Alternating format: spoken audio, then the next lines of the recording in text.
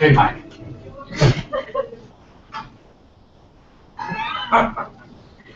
Good evening, everyone!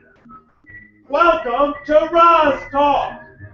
Tonight, Andrew sits down with local musician Devin Alexander. Now, please join me in welcoming to the stage your host, Andrew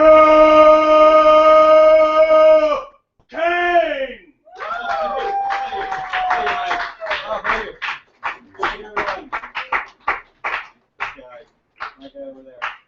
Thank you, everyone, for joining us on this cold, cold, dark night here in Rock Island.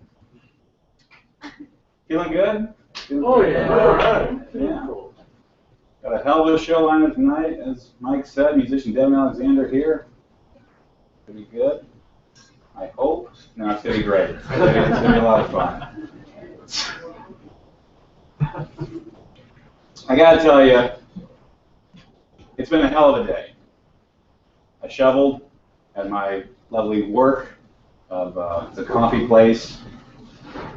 I'm not going to say where, but the boss does have OCD, and I had to shovel a parking lot about 4 times this morning. So I'm kind of tired, but we're going to power through this. It's going to be great. And my dad left with his girlfriend in Mexico, and that's good too. My mom doesn't have a job, but that's okay. Everything will be fine, everybody. It's going to be fine. It'll be great. Musician Devin Alexander. I met this guy. Where did I meet him? He remembers better where I met him. I think he saw me at a comedy show, and then there were a few instances of running into him in public. He said, "Hey, I want you to do this music festival thing." I'm like, "Yeah, okay, yeah." And that happened about 5 times. And I was always very hesitant about it because I had performed at music performances, and it's not good. It's never good for a comedian usually. But I had like the best possible time there. One of the best crowds I ever had, and we're definitely talking about that tonight. But we got a lot to talk about, so we're going to go ahead and bring him on. Ladies and gentlemen, Devin Alexander. And the Blazer, thank you so much. Oh. Yeah. Yeah. Oh, look at this. You know what, I just realized, I don't think we did a sound check. Checking it now. Checking it now, we sure are. Ooh. You must be used to this, sound checking. Mm-hmm. Look at this, the postmortem's cracked and crooked.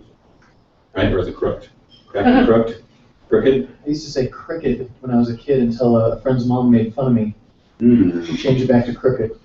That's not very nice of her. Well, she was a bitch. I believe you. We can say that, right? Yeah, we can. There's no... This is a safe space. This is a very safe environment. We hug at the end of every show. That's what we do. Oh my God. How you doing, Devin? I'm doing great. You doing good? I'm at the last 10th of a mile of a hellish uphill promotional battle. Really? So after next Friday. What's happening next Friday? Next Friday is March 7th. Our album release for that gray piece of slate there at Ripco. Copy. That is an advanced Oh copy. my God. It's extremely advanced. I'm honored. Although we've been selling it since October. Oh, wow. It's got to pay for Taking that away itself from me. somehow. Sure. So March 7th. March 7th, in honor of my father's birthday, which is actually tomorrow, but we couldn't get the show scheduled for last weekend because we wanted Mutts to play. So. Let's give him a hand. He's alive, everybody. Let's give him a hand. 64 years in order. Proven wrong. I really don't want to. Can't do it.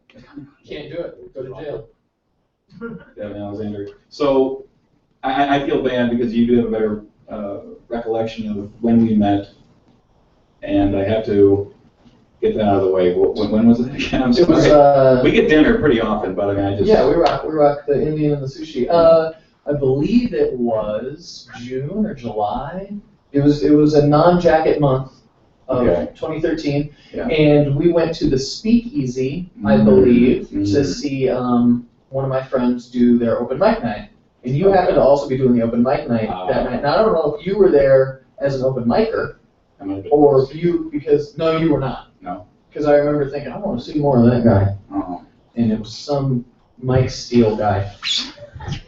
Some very tall gentleman. Some tall gentleman was Okay, perhaps right, hosting it. No, I think Mike might have been there, but he was hosting. And you happened to go on, and your set really caught my ear because you were delivering your jokes in a more confident manner than. And granted, it's an open mic night, of course. Everybody's checking their time and looking at their lists and stuff. You just went out there and you just killed 4 or 5 minutes, however long they give you. And I was like, that guy. Well, oh Jesus, what the hell happened there? Thank you, Ian. I gained the voice of giants. Well, thank you, that's very kind. And then so after the show, you were just sort of hanging out by yourself, having a beverage, and I went up and said, hey, really liked your show and all that stuff. And then I think the next time I saw you was actually here at Rozz Talks, and I said, between when I first saw you and then when I met you again, like a whirlwind of activity had happened, and we finally had this GER Fest, this Gallaudet Records Fest on the books. I think it was for September or something. It was still warm enough out that half of it was outside. I mean, anyway, chilly. We'll talk about that also. Yeah. To get to some basics here. Now, you are originally from the Quad Cities? Yeah, I'm a Davenport Oh, teen. thank God. Okay, good. Yeah. Fellow Davenportian. Okay. Now, you didn't move anywhere? I thought I heard someone say you I lived in Iowa City for about 2 years in a condo doing the second 2 years of my Okay, 4-year that's what I degree, thought. and moved back here after I graduated. My parents promptly moved out, and so now I have the house, and they have a house without me in it. Works out for everybody. It worked out for They seem everybody. happy about it. I don't know, I don't know. So. Now, when you first started doing music, when was that? I want to say freshman year of high school, which would have been 98 or 97, I remember. 2002? Yeah, like 98 or 99. And it coincided with all of my friends picking up guitar. Like, all of my friends were picking up guitar. And these are all friends that were not in band in any way. So the only drummer we knew was a nice kid named Anthony.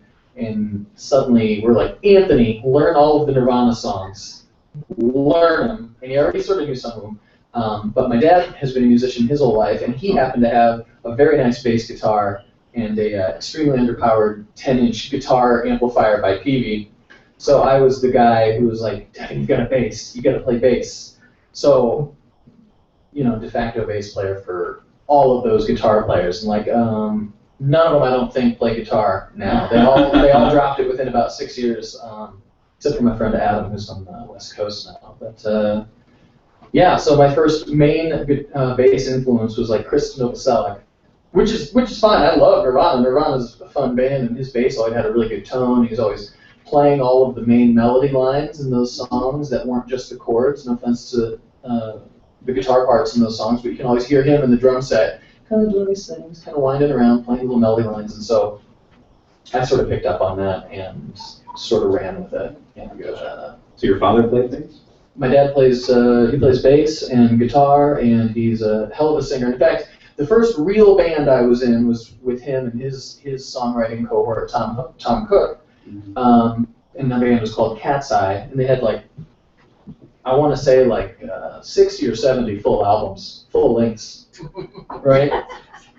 They actually had a very high number of songs because they've been doing it since college, making songs, putting out EPs and LPs, and so when they decided to make a band, we met a couple other folks that were also good musicians, and so it started with me just doing a couple songs on bass, and then you had to do it, and you filled in the rest of it, but then eventually I was the full-time bass player. Basic training wheels? That first amp was certainly a trainer amp. It was about this big, and it was all treble. So, And it's grown since then. yes, considerably. Yeah, I've always been trying to compensate for that first amp. Did you name your instrument? No. No? Is that not a thing? I don't know. It isn't for me. I just call, that's the P bass. That's the black, because the black bass, it was black. That's the carbon That's bass. incredibly romantic. Made by carbon. That's how we name the instruments in my house. So a lot of these early bands, any favorite names among those? The one that was mostly Nirvana covers was called Adapter, which at the time I was unknowingly misspelling with an O. It just looked better than an E in print. And then nothing really happened with that group. And then the next group that we started was called Braille Illustrated. And to this day, I can't find another band called Braille Illustrated on Google, which is probably safe for those people. Yeah. And that was a very alternative rock, Smashing Pumpkins influence thing, lots of fuzz pedals, lots of angsty lyrics and melodic thises and that's.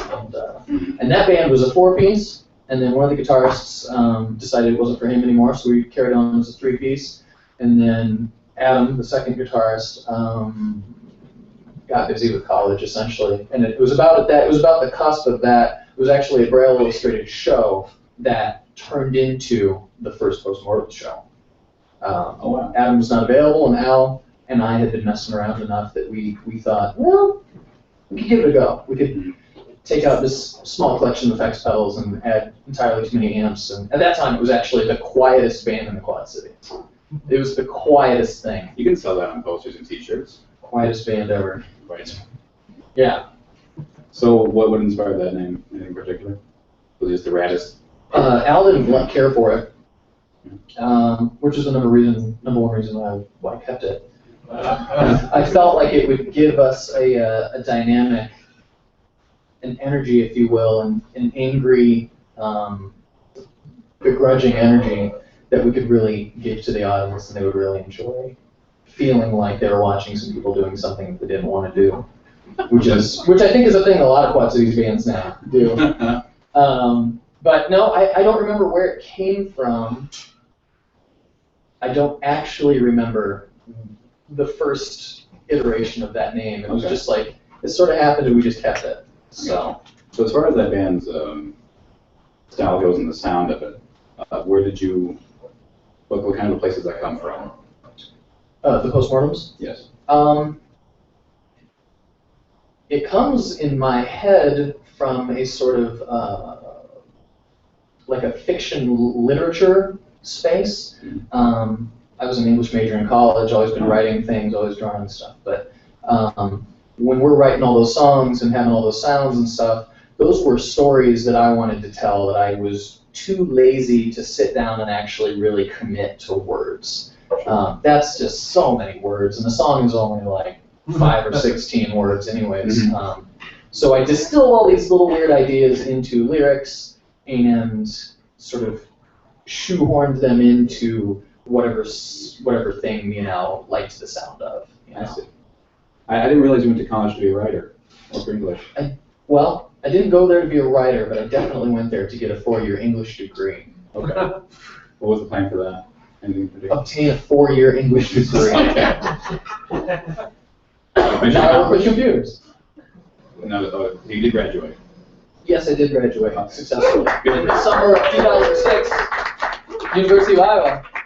Hawks? Is that how they do it? Is that how they say the Hawks thing? I have no idea after I went to college, but You did the right thing. I know. Oh God. Remember, kids, education, it's not for you. It definitely does It's vary. for the rich. At least at Ambrose. Anyway, so that, yeah. Ambrose is a great college. You know, it's a very diverse school. They never returned my email for a newspaper article regarding the release of this album. Really? So, in my book, not so great. I'm at least not biased in any way, shape, or form. Now, I'm very good at this, the English and the writing. So you did try to write, though. When there was an assignment for class, yes. Oh, so like totally like nothing out of that. What was the result of my? Well, the result of that is that a higher percentage of English majors get the jobs that they apply for than any other major because they have better communication skills. I gotcha. But I mean, as far as the inspiration, like the types of stories which you now communicate through music, Oh, was that yeah. influenced by any? By anything that I actually already wrote? Yeah. Or something? No. It really wasn't. Well, moving on. Yeah. Sorry. Shut you down. No problem there Fair enough. at all. You son of a bitch. Okay. Serenity. You want to hold that up? Like, I do want to hold this up. I'm very curious at the design of this. It reminds me of. Wait. don't worry about that. We're apparently live streaming this. We are actually live streaming on YouTube right now. It's got a 30-second delay, so if you're watching on your phone because you're lazy, you'll see me point in 30 seconds. I was informed shortly before doing the show. But, yeah. So who designed this? My friend Ed Lee, who's currently employed but went to school in Ames for design work and things of that nature. And he's always educated. He's an doing things. extremely sharp cookie. He has designed the majority of our posters since 2006, when I told him I want all of our posters for Theo's Java Club to incorporate Jeff Goldblum. And we became known as the band that always put Jeff Goldblum on all their posters. Genius. It worked somehow. I wish Theo still had live music. They don't. In my opinion. Well, hot damn, drop the microphone. Oh. No, they didn't pay us after one gig, and or after a particular gig. I got you. So, and that's all right. It's nothing. Hey, these things happen sometimes. So a lot of these early bands, with my experience of talking to musicians, there's like a serious band, there's a little side project bands.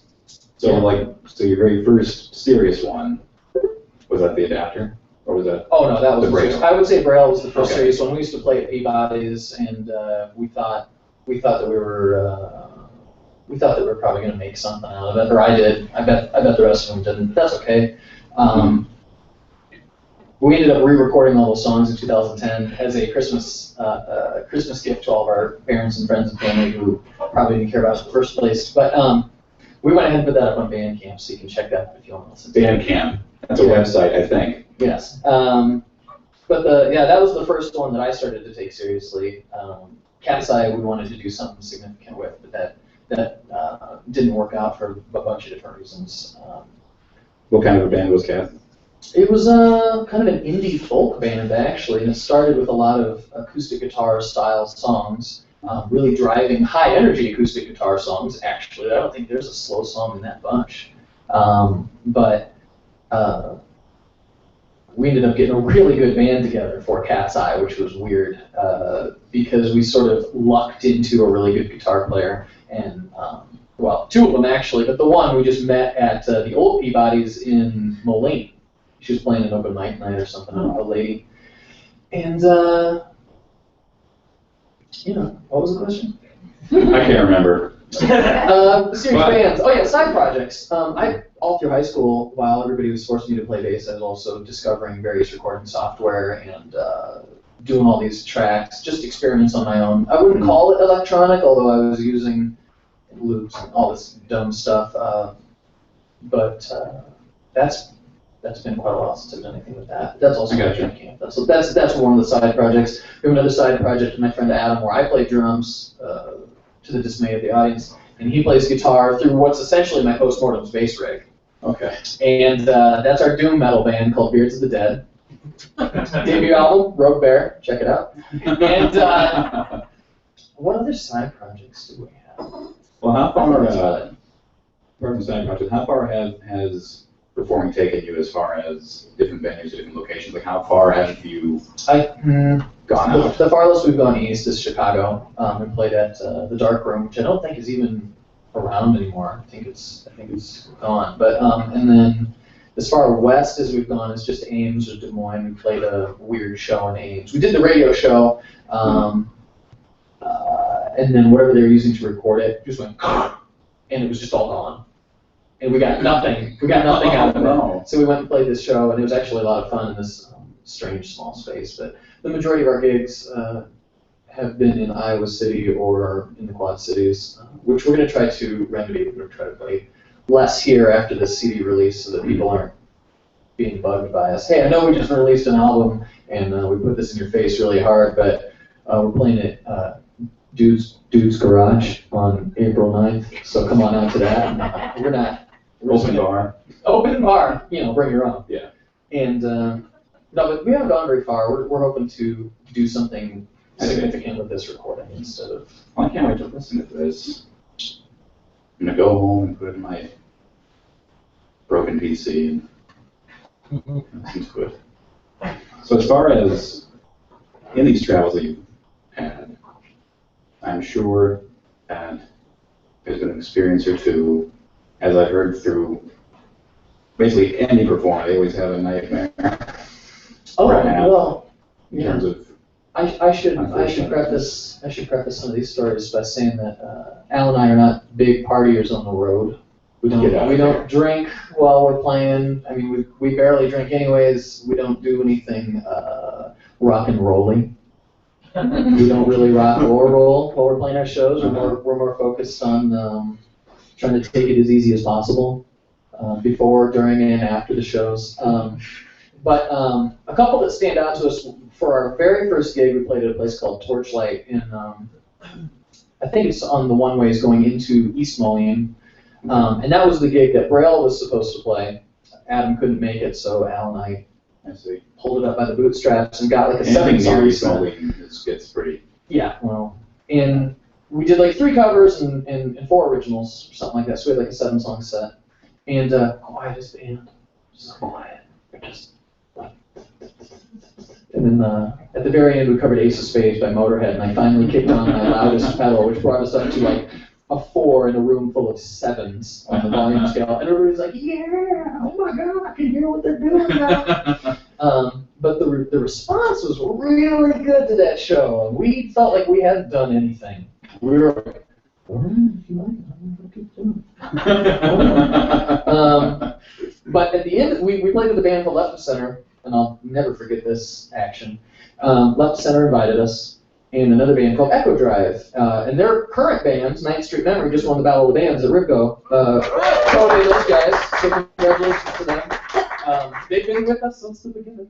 And but his band Echo Drive had a guitarist that was imbibing, as they say, over the course of the night, and they went last. So by the time they actually went on stage, he was telling the majority of us in the audience that we smelled like cabbage, and poorly doing a rendition of Jimi Hendrix's Star Spangled Banner between each song. So that show ended with the drummer of Echo Drive, a very nice gentleman, choking out said guitarist on the hood of a car in the parking lot, which at first we thought was some sort of thing. And it was, he was furious at him. Yeah, he was furious at him. So that was our first, like, all right, we're in. Show business. Game on. Huge. But the story that we always have to tell that is considerably more exciting, we played at a place in Cedar Rapids, which was a community center in a very terrible neighborhood. And terrible neighborhood means something different to everybody. It was that. And all the windows were glass, and the entrance was on the corner. So the entrance faced diagonal across the street. So we're getting all of our stuff in there, and we weren't going first. We're going like third. The first band is getting their stuff set up, and then it looked like it was all set up, and they're ready to kick it. And all of a sudden, somebody's like, "Get down on the floor! Everybody get down! Everybody get down!" I was like, "Oh, is this like that Slipknot thing where they have everybody? Everybody better get down on the floor, and then when the song kicks in, everybody." Footing pops, and so we're like, all right, we're down on the floor, and then we realized that we were being told to get down on the floor by a mother of one of the people who was helping run the deal, because somebody had fired a bunch of 9mm shots out on the diagonal corner from this place. And so I'm like, army crawling over to the person who booked us, and I'm like, hey, so-and-so, has this happened a lot? She's like, well, they never fired any bullets before. I was like, okay. My girlfriend, very wisely, is like, Smart girl, very smart girl. You know what? We're just gonna go back to Iowa City. We're gonna play this other show. We're out of here. And Al and I are like, hold on. I want to see how this turns out. The cops show up. Guys out there with the clipboard counting shells out of the grass. We're like, kazang, show business. Band, we play, and we're tearing down our stuff. And I'm taking one of my bass cabs out to the van, which is right behind the place, and I'm getting into the van with my bass cab, and I hear pow, pow, pow, pow, pow, pow, pow, pow. And people across the street running towards the gunfire now, running into it to see what's going on. I like get the cab in there and pull the door shut, the slamming door on the van there, and I'm just like, I'm just waiting. It's dusky. It's getting darker as I wait. I must have waited for probably 3 or 4 minutes. Chelsea was inside on the floor, she can tell you. And so I'm like, all right, you know what? if they're going to shoot, it's going to happen over there, and I'm really pretty sure that these bullets aren't going to get all the way through the building, so I'm just going to go back in and I'm going to grab my other cab. So I get in, I start to open the door, and I hear this collective gasp of all the people by the door because they think that I'm coming in to put some bullets in them. They're like, and I'm like, just me, just in the guy in the van, just in the van. Oh yeah, everybody's down, everybody's staying down on the floor. I'm like, all right. So I kind of like shimmy over into the front room, and I see Chelsea on the floor, my girlfriend Chelsea, and she's just like, I told you guys we should just quit, we should just get out of here. Al is on his back, calm as a Hindu cow, tearing down his drums. He's like on his back, he's taking toms apart, he's breaking down stands, all from his back, and he's just putting it in the bag, and I'm like, well.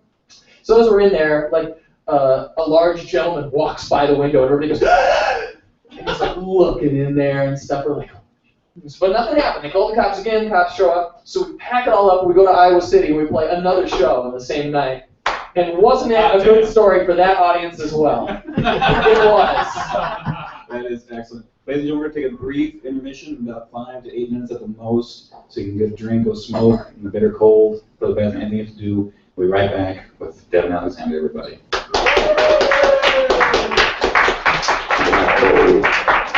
Now take the leading to rap and try to do the same thing. Watch. Now that's a seal. Easy to handle, stretch and seal is a remarkable food wrap that stretches like this. To seal tight as a drum. Stretch and seal, new from Colgate. Hurry, it's my wife. Mr. Purdy, this big machine showed up, started to close it, cleaner than all. Dash. Well, I'm going to visit my own detergent first. Mrs. C's big machine wash 50% more clothes. That means more dirt. Use low-sut Dash. Dash is almost twice as concentrated. Well, let's try it. Oh, that's more. Should be all right now.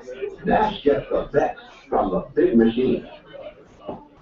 I want my own machine, Mr. Purdy. This new big wash is big enough. I know that. Your wash is now 50% bigger. More clothes, more dirt. The big machines, you need new enzyme Dash. Detergent concentrate. Dash puts more of the detergent in its detergent. 7 times as concentrated. Let's try it again. Now that's what I call it. New enzyme Dash. Dash gets the best from the big machine.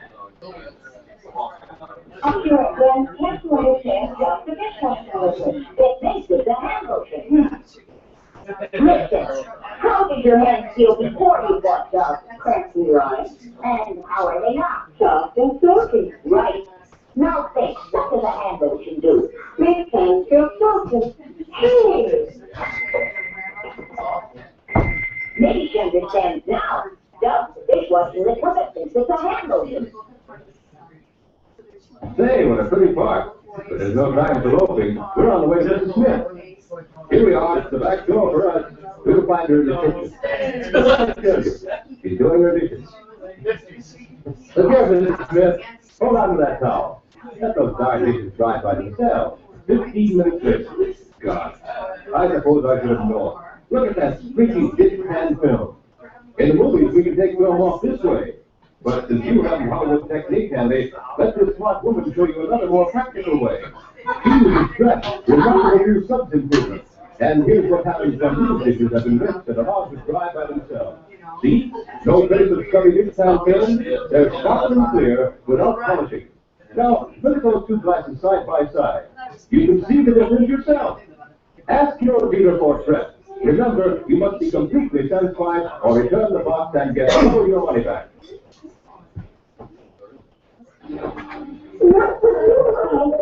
Down your glasses to see something's bothering her. Maybe cyber problems you can't see, but baby can feel. Take that strong mind. Because cyber you can't see, this can. What? For the rich for? Black cyber detergent is real cyber problems you can't see, but baby can't feel. No, oh, now. Just rub it on this little wet ass.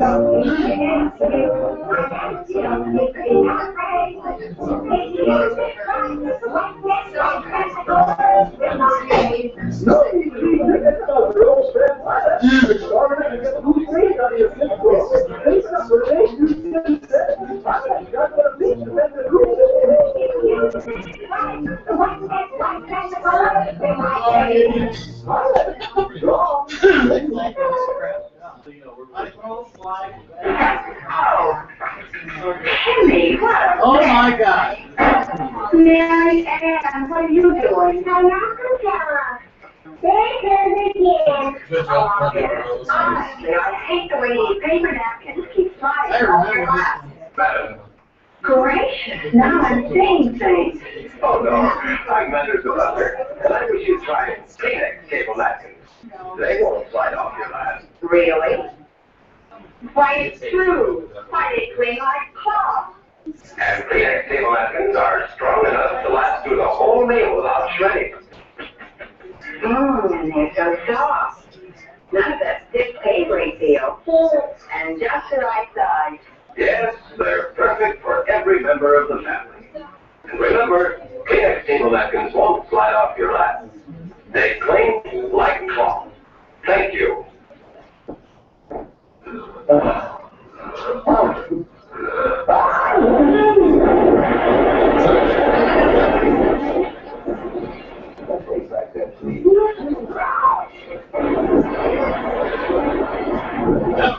Covered with a Kleenex man-size tissue. What is that, guys? Kleenex man-size tissue. For him or her. A square foot huge and 3 layers strong. I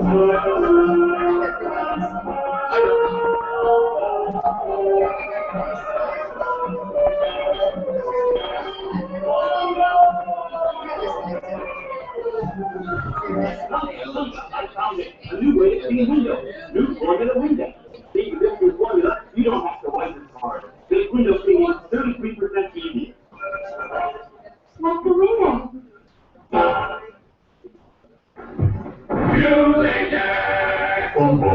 Colgate's new Ajax cleans all bathroom surfaces up to 50% faster. Use Ajax. The foaming cleanser.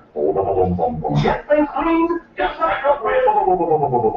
You start paying the time when you start cleaning with Ajax. So use Ajax. The foaming cleanser. Yes, please, no greasy cleanser comes in pound cleansing. So use Ajax. The foaming cleanser. What's the day? Right down the drain. Ajax, the new scouring cleanser, foams as it cleans. Ajax cuts grease faster than any other leading cleanser. Ajax, Alex is with the it smells good, too. So use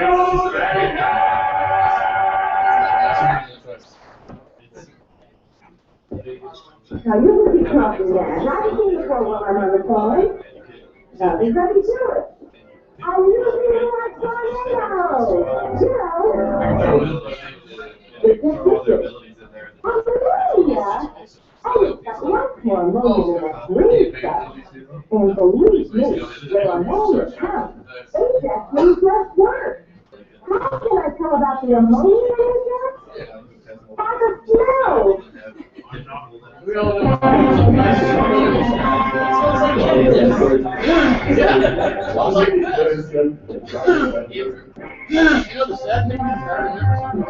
Who says Ajax is stronger than dirt? The National Cotton Council wanted to know. So Ajax was tested. Results, no other leading detergent got flows cleaner, whiter than Ajax with ultramarine plus. Now the National Cotton Council agrees. To Ajax, 1 minute. Go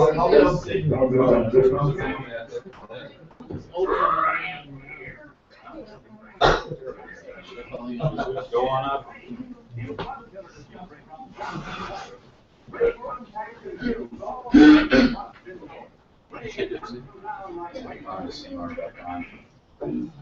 Yeah, yeah. Feel it? Feel it? There it is. And we're back. I should get a picture of this audience at some point, but I'll wait until the very end. They're a pretty crowd. I know, they're a handsome bunch. Look at all of them. Aww. I remember when this first started. It was me. I think I was. Yeah, it was you. It was basically you. And I'm the best. Full circle. Full circle here. Now, we got a special surprise for this audience tonight, don't we? We do. It's extremely surprising, even so much to myself. It's a premiere, really. It's a world premiere. Because anybody in the world could be here right now. That's and true. it's- So, what we have here, I kind of just want to give you the reins for introducing this.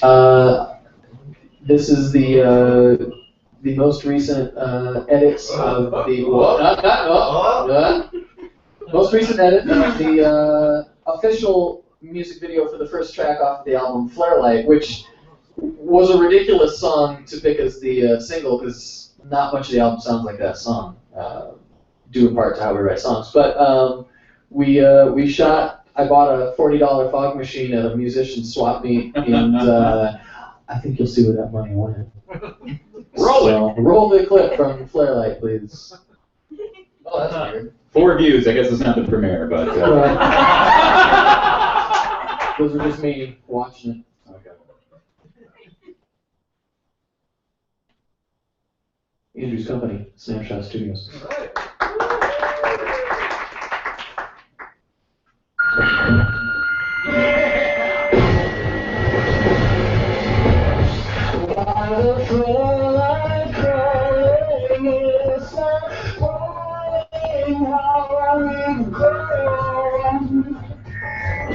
Accustomed to the carnage in the darkness and the cold,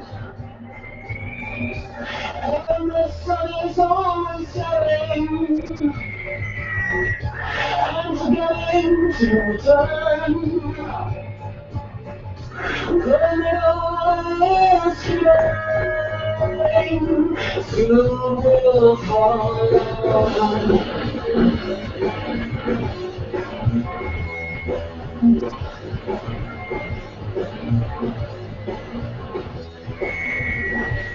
Now we dream like devils dragging back into the trees,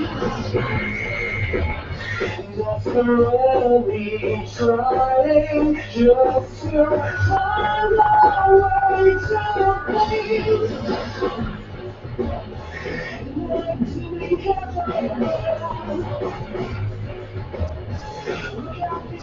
look like you. We are grown so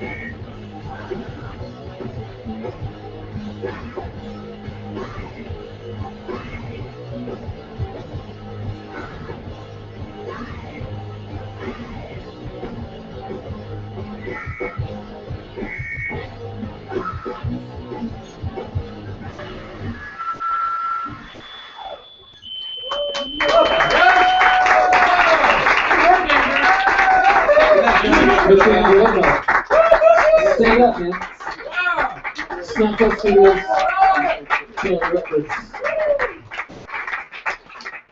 Don't make 7. Of what? Fog machines. Yeah, well, as you can see, $40. they're worth their weight in cash. I just wanted to stew on that first thing there. Very nice. I dig it. I dig it. You know, I mean, I have to admit that I often say I'm musically ignorant. Like, I don't listen to too much, but I dig that sound. It's a hell of a sound. Yeah, it's big. It's yeah, it's thick. It's loud and Some have stuff. described it as being long as well, which is strange. People like sound. Big. Sound. One of my co-producers, I'm gonna call Ian. Give Ian for being on the sound booth. Yeah. Look at the YouTubes. And telling about who made this lovely graphic. And your next one. He makes those hummus flatbread. Those so good. Pick one of those up before the evening's done. Yes. Spicy hummus flatbread. Support this lovely establishment. F&A. I think it's a hummus pita at this point. It's delicious. Yeah. No, I eat them all the time, Devin. No, it used to be the flatbread. Now it's the pitas. The differentiation I'm trying to make because both are delicious. This place rules. Let's give a hand to Rozz. You got Where else allows you to do a talk show in their place? Certainly not Theo's. Anyway, your co-work, Ian. Yes, he mentioned that you've been searching for a certain kind of sound. Yeah, it's a frustrating search. Saga. It's been a quest. It's been a quest. It's been the driving force behind the band for quite a while because a drum set. You guys will argue with me, but a drum set sounds like a drum set, unless you use an electric drum set, in which case it sounds like animal noises or whatever. But because the flexibility of this, some people see there's a limitation. I see there's a flexibility. I can do whatever I want, and it's not going to step on.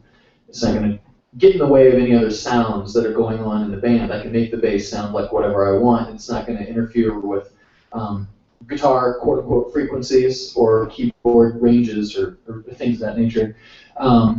So what I've been doing since about 2005 is testing things the hard way, finding out mid-gig that a particular pedal, which sounds completely normal in the basement, actually drops all the low end out live when you turn it on. It's like, I can't use that flanger now. Trying to find pedals, and we are essentially just talking about guitar effects pedals. That's all I'm really talking about here. There's no magic to it. There's but magic. It got to the point, it is now to the point where in order to get the sound that I want, each pickup of my instrument has its own separate amplifier. And as of last Saturday, which is not yesterday, but the previous Saturday, we played a gig to about a dozen people in Cedar Rapids, such as our draw there. And we, for the first time, played with 4 amplifiers instead of just 2. And let me tell you something. I've never seen Al happy until then. He's like, my God, it's so loud. I was like, but it's clear, isn't it? Yes, it's clear.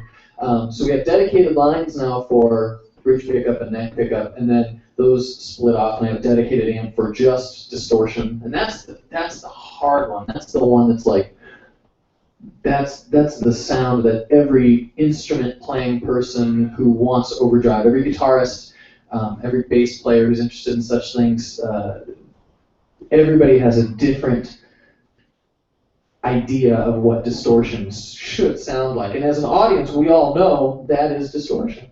We've heard it. But it's so difficult to find a sound that sounds the way you feel like your hands would sound if they could talk. And that's sort of, for me, it's a Sun Beta Bass amplifier, which is an amp from the 70s and 80s, and that guy knows. That one guy knows. That amp sounds delicious to me. That's a tone, that's a distorted tone that I want to cook, eat, I want to sleep with it, like I want to nap with it and also make love with it. I want to bring it with me to parks. I want to walk it. I want to do everything that you can do with the sound of that distortion, because It is so good to my ear that adding a dedicated amp for that finally sated my thirst for bass distortion. You can put as many pedals as you want in a row, and they eventually just smash each other out. They just go, they can't handle it. You give it its own dedicated line, and that's exactly what it is. It's just my bass into that sun, and I've either got it, it's either on and horribly violently distorted, or it's off and nobody hears it at all. There's no sound. There's no bypass. When I click that on, I'm like, That's what I want. Mm-hmm. In my head, I'm agreeing with it. It's talking to me. It's translating my hands into a sound, and I'm thinking, yeah, I'm on the same page at the same book. I'm in the same sentence, in fact, same word. Me and that amp are like, the searches I've done to find that amp in pedal form would drive most men mad, I think. But that being said, that's the search for the sound. That's the thing. Okay. I can get a bunch of other sounds anywhere. I don't care. But distortion, especially for us, a distortion that sounds full and makes the audience feel the sense of musical power that we want to convey to them in certain moments of certain songs. That's the sound. That's the search. Have you seen like a significant reaction from the audience when? Only a dozen people in Cedar Rapids have heard the 4-amp setup. Okay. And that 4th amp, we've got neck, bridge, and then dedicated distortion from the bridge, and then what we have is a dedicated sub-lows pedal from the neck pickup that I intend to run directly to the PA at Ribco and bring extra trousers, because that's what that sound is. That fills it out for me. So for the time being, that's where we've settled. 2 pickups, separate output per pickup, separate effects lines for each thing, and separate amps and separate cabs. I'm blown away. You will be. We got the March 7th show. It's going to be drastic. I'll get to that. That'll be great. Switch gears here. Now you are the. I don't want to get this wrong. There's no way to get anything wrong. You founded. I started it. You started it. Yeah. I'm the starter. That's all you. Or at least. Of the General Edwards Records. General Edwards Records, yeah. It's just one of them. And I did it because there are certain Quad Cities bands that I love, and I wanted to get my hooks into them before the Quad Cities did.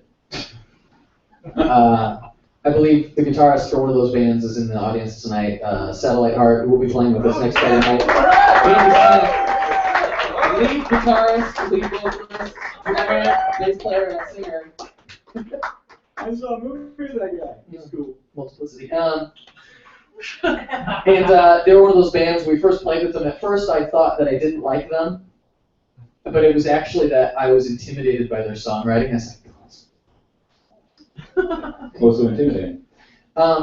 although they were a rough band, like they just weren't completely comfortable with their instruments and all that stuff when we first saw them, you couldn't really deny the catchiness of the tunes. Because even if you just play like 70% of the notes right, people are going to get the general idea. And I was like, oh god, they're going to be so good.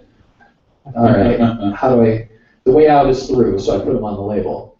And then another band that's not playing with us, but another band that we love, on the absolute opposite end of the spectrum from Satellite Heart. If Satellite Heart is the best melodic indie alternative rock band in the Quad Cities, and they definitely are. No matter what Andy says about his own band, and they are this over here. Everybody can enjoy them. The Dynaride's on the opposite end of the spectrum. This is what do they call that? They call it ordered good. This is chaotic neutral over here. It's Dynaride. Oh, we're talking D&D. Okay. We're talking D&D. Awful, yeah. Dynaride is. They have the same energy, but they choose to transfer it through different means for the audience, mostly by rolling around on the ground like maniacs, like chimps with their arms cut off. And those are the first 2 bands that we put on the label. And then the bass player for Dynaride has a great place out in Cambridge, and that is where we decided to start doing the General Edwards Records fests, which isn't just a bunch of bands that you've seen 100 times playing at the same time. We only book maybe 1 or 2 label bands, and then we grab people from the Chicago area, people from Cedar Rapids, Iowa City. We try to as far as people are willing to drive, we try to grab them. Remember you have all these Sheboygan stuff that actually played here, and they actually. Yeah, they played here a couple, 6 months later. Just So that festival that, how many has there been so far? There will be, March 22nd is the third one. Where's that at? That is at Ka Dazan, which is John Taylor's house in Cambridge, Illinois, which is about 40 minutes from here, I think, maybe even less. But you were actually the first non-musical act to play the very first Gurfest, weren't you? I believe so. Now I'm asking the questions. I don't like this at all. What was interesting is that you were a little bit hesitant to say yes to that. Yes, as you I admitted, was. Which is completely believable, especially after the horror stories that you told me. But I knew that because of who was going to come to the fests, people that I know, people that John knows, people with a very very wide range of likes and dislikes, I knew that you would be totally fine there. It was a blast. You did have a good time. Oh, I had a great time. Amazing chili. There was. Yes.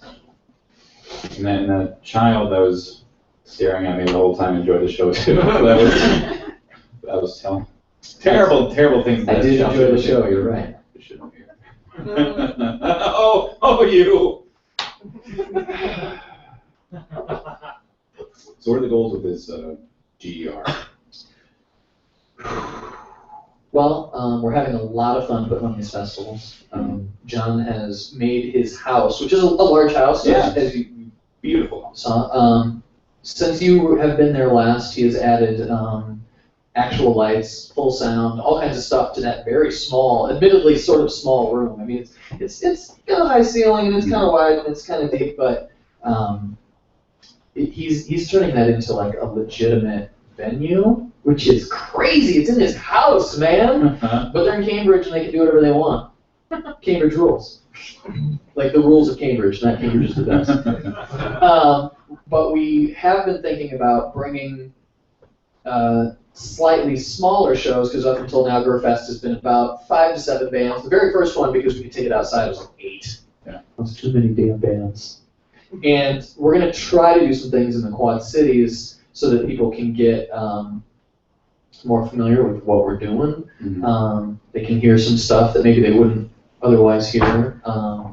And then when we do the Gurfests at John's house again, maybe we go Gurfest, 2 local shows, Gurfest. Hopefully those people that were really, truly interested, the people that really liked what we were doing and would consider themselves fans, then those people maybe make the trip out to Cambridge. Gotcha. Because it is admittedly out of the way, but because it's out of the way, we can do whatever we want. And you do it so well. We do anything that we please.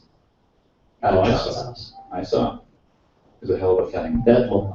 So you're hoping to bring more shows to the Quad Cities, Yeah. which, to my understanding, has a. I always like to talk about the scene here in the Quad Cities because I believe it's booming at the present time. There definitely is waves. Oh yeah, certainly. And I think that we are on since Al and I started playing in 2005. So long ago. There's definitely been like when we first started, it didn't seem like there was a lot going on, but I think recently it has really bolstered itself, and there's a lot of bands, and there's a lot of not just bands. There's a lot of stuff like what you have going on here, stuff that is not just music related going on that I think gives people more excuse to stay in town on the weekends and actually Go see what this location has to offer. Get away from Netflix. Never. Streaming in my pocket right now as we speak. What is it? What are you watching? Big Trouble in Little China for the second time in less than a week. Oh, Mr. Burton. No, Mr. Button. Hello, Two girls with green eyes. I just watched it. Oh my God, that's great. It's right here. That actor is the best. Now I want to go home and watch it. It's a great movie. It was really good. So apart from, as we said, the scene is thriving, but we're starting to run out of time here. But No. I know. One Well, more that's half you. hour. No.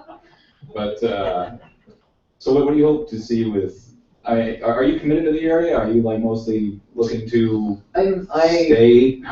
No, any What do you think? any musician who puts out an album wants people to hear it, not just in their area. I mean, we would love to do like what a band like Ice Hockey is doing, which I just learned about not too long ago. You know, doing week tours, month tours, doing all that stuff. I don't know how to do that. I'm just gonna have to figure it out. Al doesn't care. His vacation time rolls over from year to year, so he's maxed out his vacation time. He's like, I got like 380 hours. Bring it. It's like, all right, man. We're going to a coast. We're going to a coast. I haven't decided which one. Yeah, we'll probably go West Coast. That's right on this. We know we can crash on people's floor on the West Coast. Very nice. So what do you hope to see with the scene here? What do you think we can really improve upon? The things that I would have liked to see people improve upon in years gone past, I feel like they're improving upon now. With whatever this current wave is of musicians in the Quad Cities, I feel like there's more camaraderie than there was 10 years ago or 8 years ago or whenever, and I see more bands of differing genres and differing sounds supporting bands of other genres and differing sounds than I have in the past, and it's less of a us versus them and more like a us and them versus the world sort of feel, which is the best. I mean, that's how everybody, you know, without something to rebel against, you will do nothing. I mean, you won't feel pushed to do anything. So I'm happy to see that kind of thing in the Quad Cities, and I just want to say as a band who has heard a lot of local metal. The local metal bands are kind of good right now. Yeah. And that's been a long time since I was like really into like local metal. I'm not like jaded or whatever, but local metal bands kind of cool. I heard like I've dragged some of my friends to Ribco for that Battle of the Bands that happened last couple months, and even my friends who aren't seriously into metal are kind of like, yeah. My mom said this band is very tight. She meant that they played very, very well together. My mom would never talk like that. But my mama's. Okay, so we got the team's doing well. Yeah, and why I'm not? hoping to tour.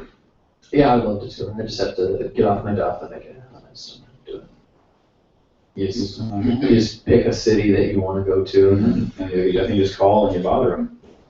Hey, what are your venues? I call the city. Yeah. You get the mayor on the line. Well, we got this 50-seater. 50-seater, yeah. I'd be happy with it. Well, what are the big dreams for you? I'd like to someday have a house or a piece of land that's big enough to have dogs.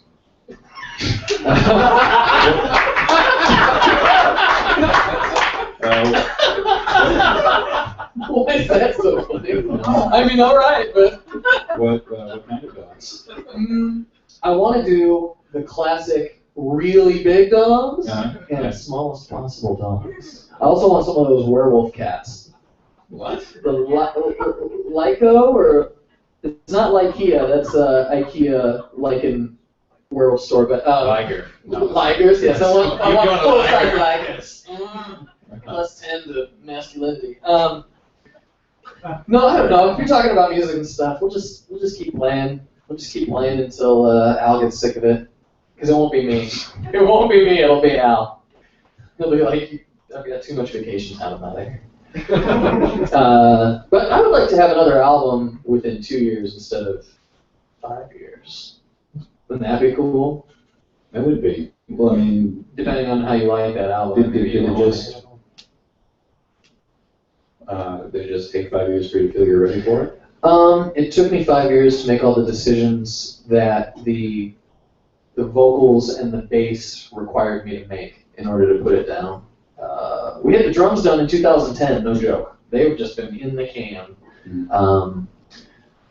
And then I had to secretly get other drummers to come in and replace all Al's tracks. but while that was going on, while that was happening, I'm just in my Chelsea saw me. I was just in the house. I've had the computer in the house in different rooms, like a dozen different times, trying to figure out what sounds good on this bass, what sounds good on this vocal, you know, and just too many options. But I think having exhausted all of them, I chose the right things. I think I exhausted them. And people, again, will be able to pick this up at?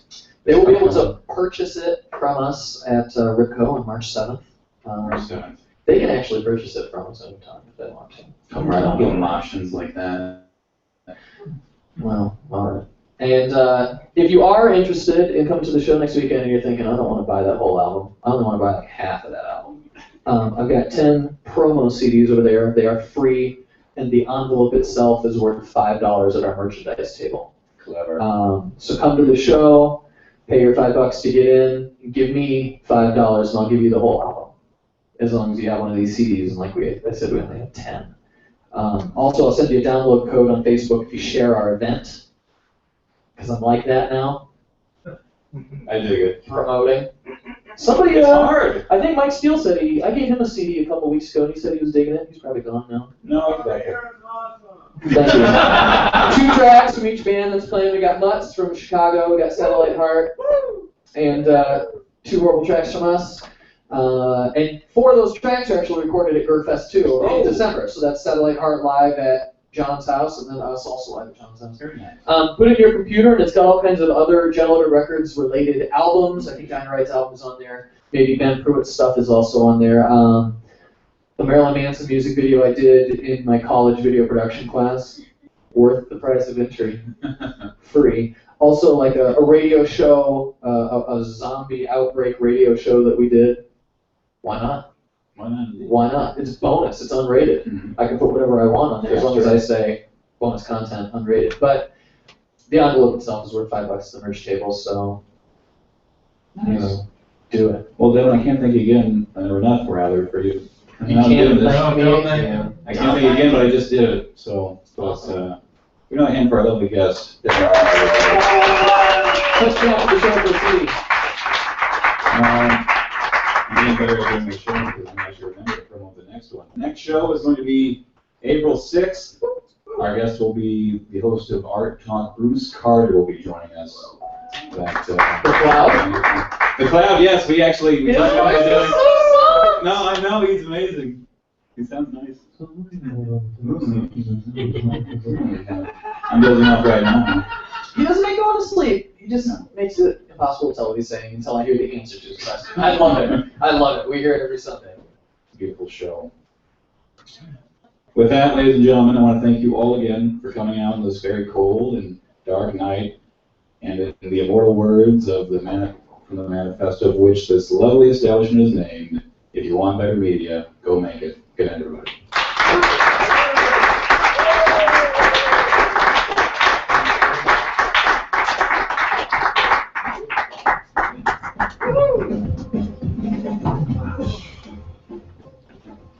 I think we're okay, everybody.